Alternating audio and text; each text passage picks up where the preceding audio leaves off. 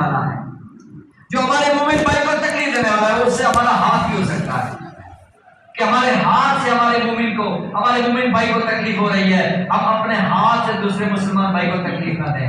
اگر میری زبان سے میرے مومن بھائی کو تکلیف ہو رہی ہے، یہ ادنا طریقہ آپ کو بتایا ہے کہ اماطۃ الاذی عن الطریق، راستے سے تکلیف والی چیز کو ہٹا دینا، یہ ایمان کی کمزور ترین دلیل ہے۔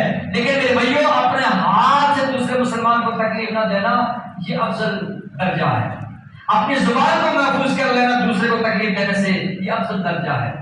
آپ کے پاؤں سے، آپ کے ہاتھوں سے، آپ کے جسم سے کسی کو تکلیف نہ ہو۔ اور پھر دوسری بات یہ ہے کہ میں نے عرض کیا کہ جو منزل کا تعین ہے، آپ اور میں جاتے ہیں، اور پھر جو باتیں میں نے عرض کی کہ راستے سے اذا دینے والی چیز کو ہٹا دینا، تکلیف دینے والی چیز کو ہٹا دینا، یہ صدقہ ہے۔ اور پھر میرے آقا نے فرمایا کہ یہ جو ہے یہ ایمان کے درجات میں سے ایک درجہ ہے۔ تو پھر میرے بھائیوں، آج آپ اور میں جب بیٹھتے ہیں تو راستے کے حقوق بھی ہیں۔ راستے کے حقوق کیا ہیں؟ راستے کا پہلا حق یہ ہے کہ آپ اور میں جب راستے میں بیٹھے اپنی نظروں کی حفاظت کریں، ہماری مائیں بہنیں ہماری نظروں سے محفوظ ہوں، اور پھر اخلاقیات کے دائرے کے اندر رہیں۔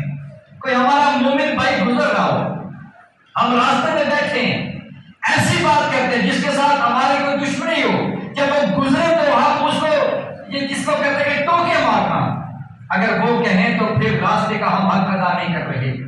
راستے کا حق کیا ہے؟ راستے کا حق یہ ہے، آپ اور میں اگر مکان بنا رہے ہوں تو راستے کو کھلا چھوڑ دینا یہ راستے کا حق ہے۔ آج اس کے برعکس ہو رہا ہے۔ جب آپ اور میں کوئی مارکیٹ بنا رہے ہو، دکانیں بنا رہے ہو، تو دکانیں بڑھانے کے بجائے دکانیں کو ایک دو فٹ پیچھے کر دینا یہ راستے کا حق ہے۔ اگر آپ اور میں جو راستہ ہے، جو راستے کی حد ہے، اسے تجاوز کر کے آپ اور میں دکانیں باہر بناتے ہیں، تو پھر آپ اور میں یہ غور کر لیں کہ میرے آقا نے فرمایا کہ راستے سے تکلیف دہ چیز کو ہٹا دینا یہ ایمان کے درجات میں سے درجہ ہے، تو پھر آپ اور میں اس ادنا درجے پر بھی نہیں ہے۔ اور پھر اگر آپ اور میں راستے میں کیچڑ پھینک رہے ہیں، آپ اور میں راستے میں رکاوٹیں ڈال رہے ہیں، آپ اور میں جب وہ کیچڑ جو ہم نے سائڈ میں پھینکنا تھا، جو گندگی گھر کی جو کوڑا کرکٹ آپ نے سائڈ میں پھینکنا تھا، وہ آپ اور میں اگر راستے میں پھینک رہے ہیں، آپ نے میں نے وہ راستے کا حق ادا نہیں کیا۔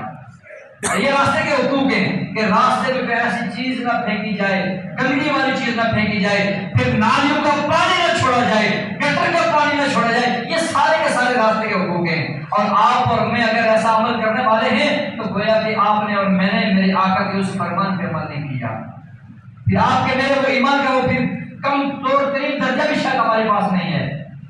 اگر آج آپ اور میں یہ چاہتے ہیں کہ ہم ایمان کی اعلیٰ درجے میں فائز ہوں تو ہم اس ادنا درجے سے ہم کام شروع کریں گے۔ اس ادنا درجے اور عالیہ دنوں میں اسلام گڑھ کی ڈھلڈا روڈ پر یہ معاملہ تھا، وہاں پانی تھا، اور میں خود بلدیہ کے دفتر میں گیا ہوں اور چیئرمین صاحب سے میں نے عرض کی ہے، انہیں یقین دہانی کروائی ہے، دوسرے تو انہوں نے ملازمین بھیجے ہیں، انہیں اس نالی کو صاف کیا، لیکن پھر لوگوں نے وہی کام شروع کر دیا۔ جہاں ہماری آواز کی ضرورت ہے ہم ادا کریں گے انشاءاللہ۔ ہر بندہ یہ تہیہ کر لے کہ جہاں جہاں اس کی آواز اور اختیار ہے اپنے وہ اختیار کو استعمال کرے۔ کیوں؟ میرے آقا کا فرمان سامنے رکھیں۔ اور پھر یہ آپ کو میں یہ بات عرض کرتا ہوں، وقت ہوا جاتا ہے۔